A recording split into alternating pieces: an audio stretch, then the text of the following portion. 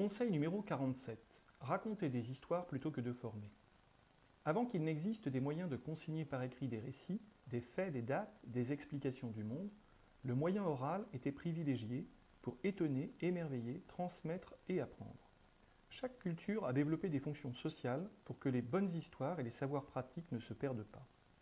Ainsi en est-il pour les Skalds islandais, les troubadours du sud de la France, les trouvères du nord ou encore les ménestrels, mais aussi les griots africains, les bardes gallois et enfin tous les conteurs à la veillée.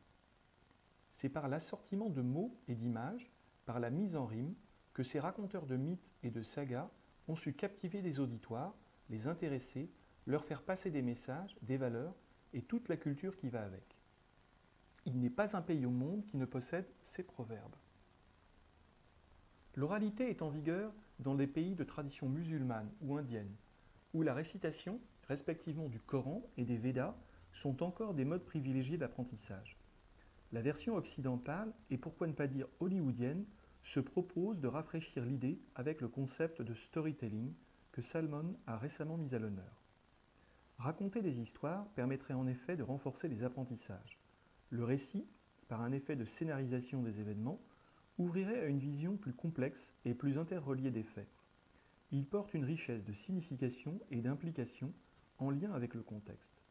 Un enseignement sous la forme d'un cours traditionnel communique de façon plus analytique et linéaire, dans une succession de points, souvent chronologiquement et logiquement rangés.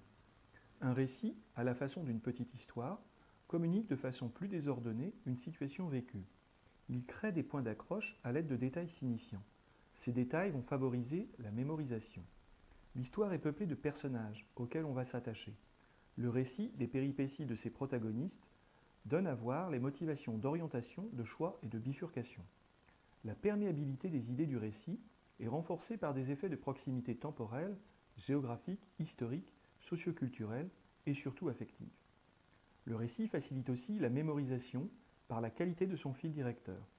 Lorsque le récit obéit à des règles de structure, par exemple la présence des 6 composants des contes de fées, le héros, le méchant, les personnages secondaires, l'objet de la quête, les péripéties et la conclusion, alors, même sans se souvenir de tous les détails, il est possible de rassembler l'ensemble de l'histoire. Le récit, obéissant à des stéréotypes de narration, permet finalement de conserver beaucoup plus d'informations. L'apprenant accède à une morale de l'histoire.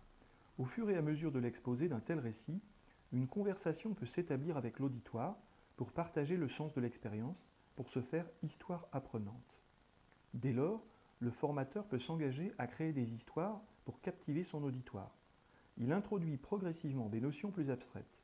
Il est ainsi possible de se souvenir, des années après, de l'emportement d'un professeur d'histoire mimant devant ses élèves la guerre, baïonnette au canon, racontant le quotidien d'un soldat dans les tranchées. Si l'anecdote accroche et rend bien compte de l'horreur de la situation, les éléments de description sont parfois noyés et les significations d'ensemble perdues. Le vécu du formateur est une matière à exploiter pour créer une conversation, source d'apprentissage par l'effet d'élucidation et d'enquête. Il joue un rôle de preuve, de déclencheur de curiosité. L'histoire incarnée par le formateur est comme un roman. Les actions qui se déroulent attisent l'envie d'en savoir plus et la question « Que va-t-il se passer ensuite ?» est sur toutes les lèvres.